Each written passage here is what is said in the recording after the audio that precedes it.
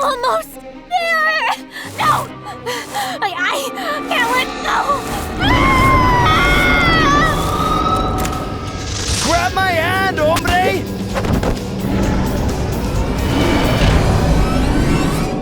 Look, you better show me the way out of here. I've been through enough today, and I'm not afraid to.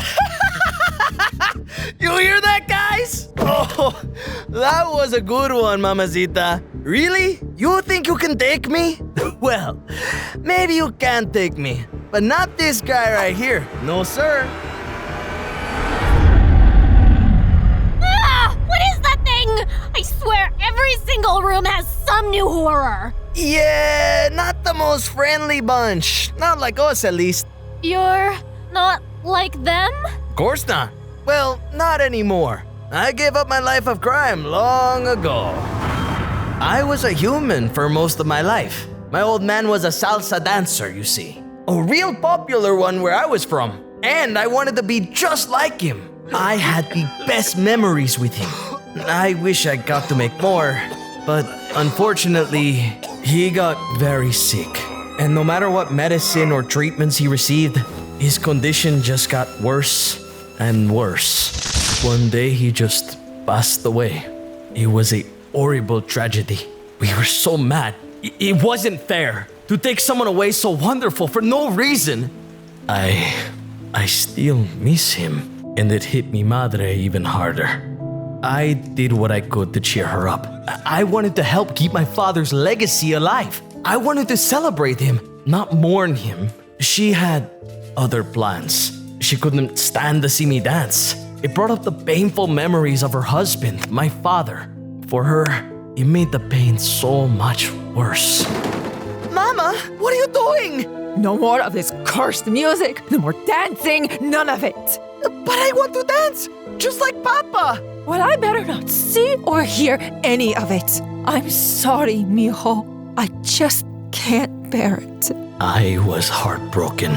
Losing something that was so important to our relationship was like losing Papa all over again. I couldn't let my father's legacy go to waste. It was up to me to preserve his memory the best way I knew how. But how could I do that if I had no one to dance for?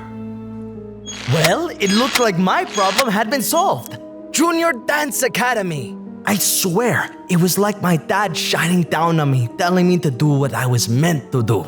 There's no way I could afford that. And Mama would never lend me the money if she knew where it was going. I racked my brain, trying to think of somewhere I could get a job. I debated calling out, returning the wallet, but maybe this was also some divine timing. And unfortunately, I got started on a pretty bad path. I became a master pickpocket. You see, the wallets I'd keep, check them to find out if they had any cash. If not, I'd return them and usually get a reward. As for the trinkets, I found a reliable pawn shop, and this continued for years. I kept it small. I knew if I got greedy, I'd get caught. But after years of stealing, my eyes got bigger than my stomach. That thing had to be worth thousands. It was absolutely huge, pure gold, bejeweled. I couldn't help myself. Thief! Stay right where you are! And I got caught red-handed. At first, it was going to be a slap on the wrist. I had no record after all. I was a good kid. Kept my head down, did my work, got straight B's. But unfortunately, that night, I'd made some other stops. And they realized there might have been a larger problem. I was forced to pay back everything I'd stolen from the school, as well as the rest of the money it was suspected I'd stolen from others. After all those years, I was broke again. So I picked up a job the only place I could find. A valet at some new fancy hotel nearby. I decided it was time to kick my life of crime and get an honest job. I decided I could make a little extra money another way.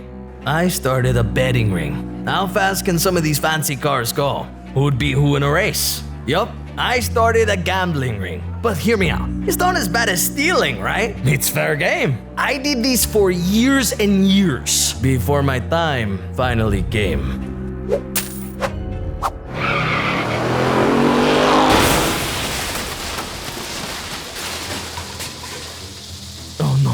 Oh no. You delinquent! I messed up, and I had to pay the price. You ruined my car. Do you know how much that thing costs? More than you'll ever be worth, that's for sure. I'm sorry, I'll pay for the damages. Absolutely you will. And I'll pay you extra if you don't tell my boss. Please. And just like that, everything I earned was gone again. Maybe this should have been a sign to end my thieving ways for sure. But no, all it did was make me angry. I wasn't about to be made a fool of again, so I set up a heist of sorts. You see, I created a fake show at the hotel ballroom. I faked a performance as a salsa dancer, and I was amazing. I felt alive again. I almost forgot my mission. I brought up guest participants, and when we were dancing close, I pickpocketed their jewelry, their watches, anything from their pockets. It was a flawless plan. Not to mention all the ticket sales I made. Surprisingly high. Maybe once I got on my feet, I could really be a dancer. But I was busted for real this time by my boss, Mr. Pennybags. I knew there was no going back. I would at least lose my job, if not go to prison. He performed some kind of evil ritual, and I was transformed into something inhuman, something monstrous. El Goblino, the creature I am now. He not only transfigured my body, he warped my mind. I went from a thief to an absolute monster. No more sneaking around. I was straight up attacking anyone I thought could give me what I want. And what I wanted was gold, jewels, money, anything that could make me rich. And it was a thirst that could never be quenched. I hurt people, kind people, who didn't deserve it. I got myself locked in a battle I had no chance of winning, and Bob here sacrificed himself to save me. When I really thought about it, I couldn't remember the last time someone did something like that for me, or even just something kind. I'd always been the thief, the reject, the delinquent, and so I changed my ways. Now I work alongside these fine gentlemen, together, providing weary travelers with what they need. So, you don't steal anymore? I got no need, hombre. I got all the wealth in the world right here. So, feel free to stay as long as you want. I think I've got to keep going. I need to get out of here somehow. I wish you luck, compadre. I wish you luck. Hey, where's my necklace? What?